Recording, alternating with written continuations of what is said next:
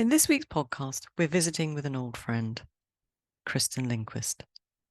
She's an accomplished wordsmith, and as we know, she's a super writer of haiku. And today, we'll see that her prose is beautiful too. Join us for a Poetry P reading of her latest book, Island.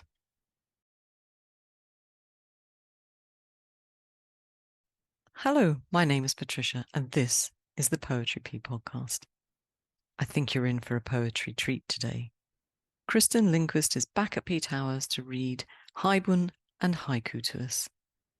You might notice that we recorded this a little while back, so I thought I'd bring it bang up to date with a little snow one-liner from Kristen's blog. Details in the show notes. Willing suspension of disbelief, snowdrops in fresh snow. Willing suspension of disbelief, snowdrops in fresh snow. And that was from Kristen's blog. Now, this might be a good time to remind you that if you are listening in real time, March 2024, you have only a few days to get your Toriavasa haiku to us to be considered for the next journal. And then on the 16th of March, we're opening the haibun reading period. Hopefully, Kristen's work will inspire you, if you need it, to submit for both. At the end of February, the first journal of the year was published. I'll put that link in the show notes for those of you who haven't read it yet. In case you didn't notice, you do get the journal as part of the ISA and the Busan membership schemes. Check out Buy Me a Coffee. Anyway, that's enough housekeeping. Let's head off to Maine, a place I've never been to, but I feel I know it through Kristen's work. Hope you enjoy it. Kristen Lindquist is back in the house. Not exactly in the house, because we live so far apart. She may not even be in her own home. Perhaps I should explain. Kristen spends quite a bit of time on Monhegan Island, which is off the coast of Maine, where she generally lives in the US. So, Kristen, welcome back. Tell us, are you home or are you home on the island? I am home. I am home on the mainland, my mainland home. When you're on the island, you refer to the mainland as America. People say, yeah, I'm going into America tomorrow. So I'm back in America and for the winter. But yes, I did spend the summer on Monhegan Island working for the Monhegan Museum of Art and History. So that was a nice interlude out there. Got back in early October. Lovely. Now, you've read to us before, and for anyone who hasn't heard it, I'll put the link in the show notes. Now, in that previous reading from your book, It Always Comes Back, we were introduced to the island, Monhegan. And Kristen, I think you're going to be taking us back there because you love it so much in today's reading. Absolutely, yeah. It's a special place. I think I've said before, it's one of only 15 islands off the coast of Maine that have a year-round population. So it's a special place. And cars you can't take cars on the ferry. It's only a passenger ferry. So people out there have, their trucks to do their work, fishermen in the hotels, but basically people have to come out there and hoof it the whole time. It's just dirt roads and trails, and 3/4 of the island is conserved. It's under conservation since the early 50s. So most of the island is wildlands, and of course it's an island, so a lot of ocean access and a few lobster fishermen in the harbor, and yeah, it's a lovely spot. So no Uber. No Uber, but there is a guy who has a golf cart taxi and there's a brewery. So if you happen to be up at the brewery and you can't make it back to your inn, there's 3 inns out there. You can't make it back to your room, you can call the taxi and he'll come pick you up in his golf cart and bring you back to the inn. That's really cute. It sounds like the mountain village near where I live. They no cars on it, just 1 or 2 golf carts, and things to move the cases around. Sounds lovely. Now, Kristen, you dedicated this book that you're going to read to us today, Island, to the memory of your grandparents. And you credit them with inspiring you with this love of islands, which really left me wanting to know, where did their love of islands come from? So my grandparents moved to Maine from New Jersey. My grandfather was a New Yorker, and they were living in northern New Jersey in the suburbs. Mhm. And they moved to Maine in the early 60s as the sort of part of the first wave of back to the landers. And they came to Lincolnville, right here on the coast, and bought a saltwater farm and were among the first organic farmers in Maine. And they weren't doing commercial farming, they were just farming for themselves so they could live off what they grew. Okay. And had some sheep and some chickens and a lovely view of Penobscot Bay and the islands in the bay, the western side of Penobscot Bay. And so that became, the islands out there were part of our neighborhood. And so we would they had a couple of boats over the years, and we would take a boat out there and spend the day on one of the islands, and it was just a special experience. When I was a little older, my grandmother, whose parents came from Scotland, took me to Scotland. They both took me to Scotland, and we spent 3 weeks, 3.5 weeks, 1 week of which we spent on the Isle of Skye, and we also visited the Isle of Harris and Orkney. So Uh-huh. Actually, I was going to ask because I had a feeling that Scotland and possibly Scandinavia, Sweden, is somewhere in your background. my grandfather's grandfather, I think, was from Okay. Sweden. So yep, yep. Okay, so you've got a bit of European heritage in there, A Kristen. lot of Northern European heritage, yes. Some German in there too. Which is why all that cold weather in Maine, I guess, is okay with your general being, because you come from the colder parts, perhaps. It is actually a bit nippy here today, I have to tell you, and I'm not even in the far north. Ah, Um, but I think I it's snowing somewhere in Maine today, not do not even know. I watched the telly last night and they spoke oh, about the snow coming down. I thought, no, don't I am tell me you seeing could see flake. it. I am seeing flake. My first snowflakes of this winter are falling right now. Oh, that's disgusting. Sorry. Okay, I forgive you for bringing snow into my life. The other thing that was interesting me was my son now lives in northern New Jersey, and he's visited. He was out in Maine, I think I told you, but he didn't make it out to Monhegan Island. But he loved it. He said Maine was absolutely beautiful, and Oh, the good. the pictures he sent back were gorgeous. So I suspect I'll be paying you a visit before too long, Kristen. Excellent. That would be wonderful.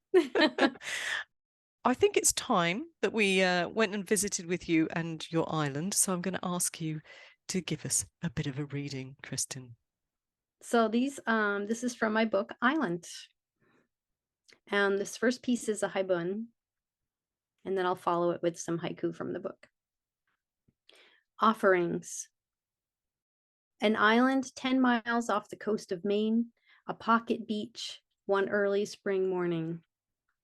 Past a granite seawall that blooms with sunburst lichen, I poke through detritus left by the low tide, sea-worn pebbles and beach glass, mussel shells, discarded lobster claws, and the rubber bands that held them closed, disintegrating bait bags, fragments of chimney brick, pottery shards, lemon rinds, fish bones. Waving offshore beyond the rusted shipwreck, kelp strands. I tuck into my pocket every yellow periwinkle I find until I have a whole handful of yellow, unlike any other color on this beach. A hopeful solar yellow with a little seawater trapped inside like a microscopic sloshing tide. To what small ear can I hold up this shell? What distant ocean will sing from its spiraling core? Onshore breeze, the herring weather vane turns into it. Each tiny shell's an empty house, absent now of whatever consciousness a snail possesses. A jangling heap of shells rattling in my pocket, tiny exoskeletons of calcium carbonate. I shake them out onto the sand as if their pattern could reveal some kind of augury. If only I knew what to ask. His song amplified by morning fog, yellow warbler. You may have noticed that we offer memberships. These memberships support the podcast, allow me to keep it going, but they also offer you some benefits. If you go over to our Buy Me a Coffee page, you can find out all about them. Decide if one of them would be of interest to you. You can pay monthly or annually. And if you'd prefer to use PayPal, just email me and we'll sort it out. You can also use Buy Me a Coffee to give us a one-off support now and again when you can afford it. Please have a think about it. Thank you. And now some haiku for you. Spruce filtered light. A raven tells the island I'm here. Spruce filtered light. A raven tells the island I'm here. Gray seals in surf. The tingling skin of my selkie self. Gray seals in surf. The tingling skin of my selkie self.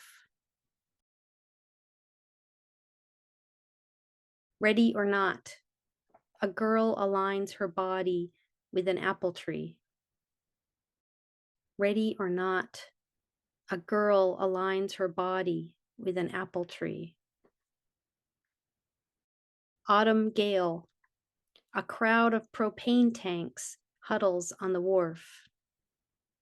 Autumn gale, a crowd of propane tanks huddles on the wharf.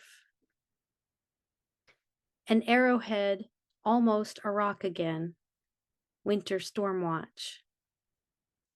An arrowhead, almost a rock again, winter storm watch. Island birthday, he tosses another shell onto the midden.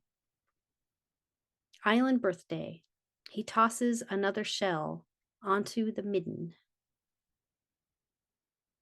All the ripe peaches stolen from the tree, spill of moonlight. All the ripe peaches stolen from the tree, spill of moonlight. Thank you.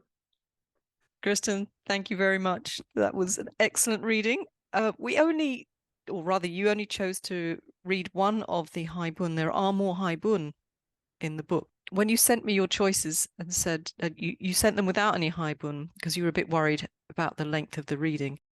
But I thought we have to have one in there, and I do love a longer haibun. So I'm so pleased that I could persuade you to read offerings for us. Thank you very much. I thought it was a great intro to the book. Thank And you. periwinkles. When I read this, I wasn't sure about periwinkles. I just know them as a flower, but it's obviously a shell, isn't it? Mhm. Yeah. Yep. So Yep. And I think you have them on the North Atlantic. I mean the eastern side of the Atlantic too. I'm sure we do. Probably if I went back to my childhood, I've probably got, or my mum's house probably got a load of boxes of little shells, including periwinkles that I would have found on the beach. I think like any child, I was a bit of a shell collector. And I just love this one. To what small ear can I hold up this shell? What distant ocean will sing from its spiraling core? It was brilliant. Thank you very much. Thank you. And I have some questions, of course. Well, start with grey seals in surf, the tingling skin of my selkie self. Now, tell me about selkies, because the word I only came to recently know, so I know what they are. Can you tell us a little bit about selkies? Sure. I'm not an expert by any means, but Okay. I first learned about selkies when I was in Scotland as a kid. It's a Celtic folklore thing. They're seals who can take off their skins and become human. And it's interesting, selkies, or shape-shifting seals who can become people, also show up in Iceland, Icelandic folklore, I've heard, and also some of the northwestern, like Canadian, US native peoples have similar stories about seals like that. So these seals can take off their skins, become human, and they can marry humans, etc. They're very alluring, attractive. The Selkie bride is, that's a big theme. But they need to be able to get back into their skin to become seals. So there's, the story of the husband who marries the Selkie and he hides her skin and she finally finds it again and she's able to go back to her seal people. Have you ever seen the movie The Secret of Roan Inish? No, gonna have to write that Oh, one down. Okay. well, I recommend it. It's a lovely movie. When it came out, I saw it several times because I was so in love with it. It's set in Ireland, Hmm. and it's about a family. Well, I won't tell you much about it, but because it's just an enchanting story. But anyway, yes, it involves real life selkies in a way. Okay. So, Okay. So The Secret of Rowan Inish. Rowan Inish. Yep. Okay, gotta find that one. If I find it, I'll put it in the show notes and people can find it too. That was great. And what intrigued me about this book is, I wanted to ask you, do you spend a lot of time reading about myths and legends? Because this is not, the Selkie is not the only inference or reference to myths and legends in the book. I mean, I just picked out spruce filtered light, a raven tells the island I'm here. Are myths important to you? And do you use them a lot in your poetry? I do consciously and unconsciously. But yeah, I've studied. I mean, when I was a kid, that was one of my favorite things to read, were, the Greek and Roman myths, and then branched out into the Nordic mythology and native mythologies, and then in grad school, I studied folklore quite a bit. So I do. I love that stuff. And I think they make great cultural touchstones in haiku, because we've all, I feel like everyone, no matter where they are, has some background of some mythology, and there's Mhm. a lot of similarities in world mythology. So yeah, I guess that's an interest. Although I have to say, spruce filtered light, I wasn't consciously thinking of mythology, Okay. but but um when you ask me about that, it's making me think how, Odin had the two ravens, Thought and Memory, who would fly out over the world every day, and then they'd come back and they'd whisper in his ears, Mhm. what was going on in the world of humans. And that's kind of what's going on in this poem in a way. I was trying to capture that moment, um, when you're in the woods and a raven flies over, and it'll be like, making its crazy noises and whatever, or it'll just be flying, and you can tell the second it sees you, because it will either suddenly change course, or it will stop making its noise, or it will make a different noise. um so it's just, there's this moment where you're just like, oh, it saw me. Oh, okay. I'm gonna have to keep an eye on them because I was out walking and I could forget where this week, and there were a whole flock of them, and they were making a hell of a racket. But I mean, they must have seen me, and I don't recall them changing in any way, shape, or form in the way they were calling out. So I must just keep an eye. I am. People should know that thanks to Kristen, I have become more attuned, shall we say, to the birds where I live. And Kristen, I have been taking one of the bird apps that you recommended to me out in the woods as I go along. And the birds in my woods are very unfriendly types. They sing along quite happily, but they hide.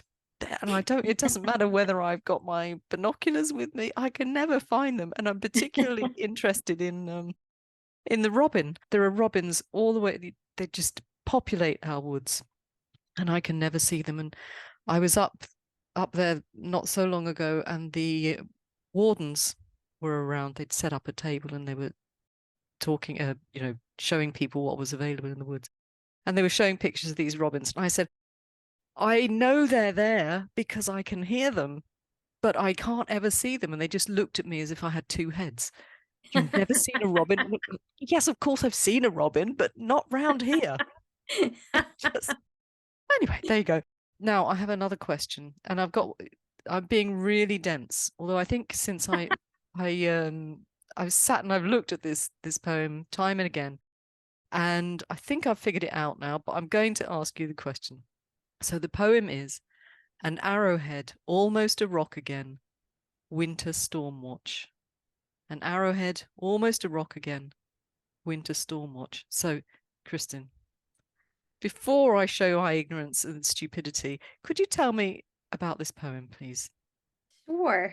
This is a Monhegan poem. Monhegan was for the Wabanaki natives, hundreds of years ago, before Europeans started using the island. It was a summer camp. There's a freshwater source on the island, and they'd go out there and they'd spend the summer. So there were a couple of middens on the island, and even now, especially in the winter when the storms are stronger and they stir up the rocks a little bit more. I have friends who live out there year round, and they love to spend time in the winter on the beach just looking for arrowheads. One of them has found some amazing arrowheads, and I'm always finding rocks that are almost, maybe you could. I've never found an arrowhead. I've always wanted to find one. But there are rocks, that are, maybe you could say, oh yeah, maybe this had a,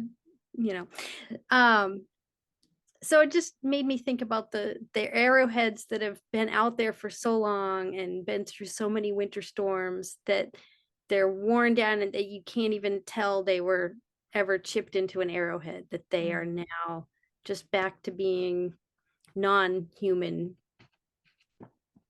artifacts, I guess. So they've retransformed into the sort of almost their original.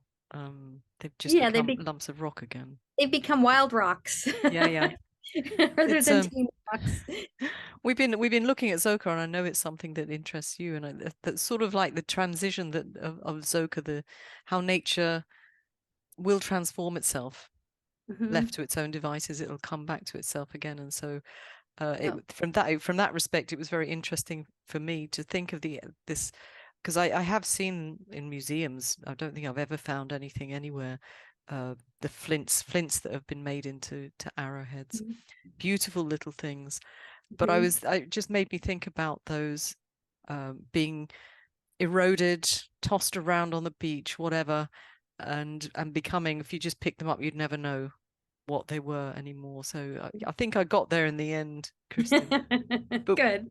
What I hadn't put two and two together, and it's very interesting to think of the juxtaposition that you've got there, the arrowhead, almost a rock again, with the winter storm watch, because I guess in the olden days, well, there's two things. In the olden days, when the Wabanaki, did you say, were a resident on the island, they of course would be on winter storm watch, because I guess they'd have to get out of the place and get to some form of shelter that would be useful for the winter. So there's that element of it too. But then there's the idea of your friends on winter storm watch wandering across the beach after a storm looking for these arrowheads. So it's a lovely poem. Thank you very much. Thank you. Now, another one of my favorites was All the Ripe Peaches Stolen from the Tree, Spill of Moonlight. All the ripe peaches stolen from the tree, spill of moonlight. This one takes me back to my childhood, and perhaps back to the books of Enid Blyton, which I know are not de rigueur at the moment, but her child protagonists might well be stealing ripe peaches, or in our case, probably apples, from trees. And I remember as a kid being terribly jealous reading these books of these 5 or 7 kids wandering about in the countryside, breaking into people's apple orchards and scrumping, as they say. And then I wondered, because we had this discussion about words that have traveled the Atlantic and their pronunciations. Has scrumping made it across to the States? If I talked about scrumping, would people know what I'm talking about? I don't remember ever hearing the word, but I think in context, people would completely understand what you're talking about because that's a very descriptive word. It's great, isn't it? Yeah, I like it. Okay, I'll look out for it in one of your poems then. I'm gonna start using it. Yeah. But I love that one. And before we go on, actually, just to go back to our previous conversation, you spoke of middens, and we've heard it in one of your, the word midden. We heard it in one of your poems as well. And I'm very familiar with it, but I wonder if everyone will know what you're talking about. So can you explain the idea of the midden to us, Kristen?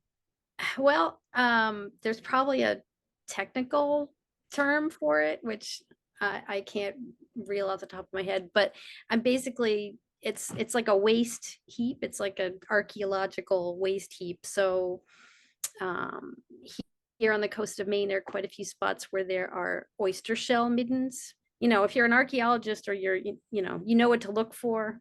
Mm-hmm. Um, but I don't. Yeah, that's where people look for artifacts, that besides things that would have been thrown away with the shells or that would have been used nearby. Um, that's why it's a good spot to look for artifacts like arrowheads. So Mhm. I'm sorry, but we have finished our reading at the All moment. I'm terribly sorry. We're almost finished. But right. before we go on, this is a Red Moon Press book. It So is. I guess you can find it on their website if you'd like to purchase it. Yes, yep. You can buy it from Red Moon Press directly, or you can contact me at my website, which is just www.kristenlindquist.com. Mm-hmm. And you've got a special section on your website for all your books because you've got a few now. You've got a I little do. collection going. I do. So I'll put that and Red Moon on the web on the show notes so people can come along and have a look and see what else they can find there. Great, thank you. But you have one last poem to read to us. Would you do us the honor? Yeah, yeah. So this is the last poem in the book. Salt spray, this body of water. Salt spray, this body of water. That's it, Kristen. Thank you so much for coming along and being with us today and reading to us. And like I said, I will put all the details in the show notes so people can go and purchase it. And I would hold up my copy of the book, but I have got it marked. Well, not marked. Or I'll show you. I don't know if you can see this. Can you see how I've Oh got yes, lots of yes. things? Your little post-its. I should really have shares in a company for post-its like that. I go through them at a rate of knots. But it's a lovely book. It's a lovely size, it's a lovely quality, and I really enjoyed it. And I would say to people, get hold of it and read some of or read it all, obviously, but I really enjoyed the haibun because, as I said to you before, I quite like a longer haibun, and although some of them are short, there are a couple at least like offerings that are a good length and allow us to read your prose at its best, because I think your prose is really very, very good, Kristen. Very good Oh, indeed. thank you. Thank you, Patricia. Well, you will be happy to hear then that I have another ebook coming out from Snapshot Press, Uh-huh. probably sometime in 2024. Okay. I'm trying to think what the title is. Well, might it change? You never know, it might change. No, well, yeah, hopefully it won't. But yeah, it's a book of haibun. It's called What We Tell Each Other. Oh, So it was the okay. winner of the Snapshot Press Chapbook Award. So it will be available for, as a free ebook on the Oh. Snapshot Press website as soon as it's posted, which I don't know when that is yet. Well, once you know, let us know, and I can put something up on the website, and maybe you'll come back and read to us, because you're certainly giving your husband a run for his money. I no, as Kristen knows, I often take his books with me on holiday to read. But this time, Kristen, I was away for a couple of weeks and I took yours. Thank you Thank you. so much. Thanks, Kristen. Thank you, Patricia. It's a pleasure. I really enjoyed chatting to Kristen and hearing her read to us.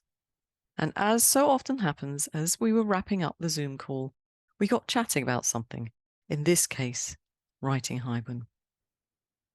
Kristen is fast becoming a really exciting proponent of that art, I think. So I'm looking forward to reading her latest book, What We Tell Each Other, and I'll certainly let you know when it's out. Anyway, she said something interesting about the haibun she read to us, the one at the beginning, Offering. It is apparently much edited, and she wasn't entirely happy with the haiku that were in the original version. So the first two haiku in the piece are haiku that she'd already written and which she plugged into the piece. The relationship she felt between these two new pieces and the prose worked much better. That vindicated something I have found myself. When I first started writing haibun, I'd write the prose and then the haiku, but the relationship between the two often didn't work. They were essentially a continuation of the prose, and that's not really the point, is it? They should add something to the prose, with a little shift.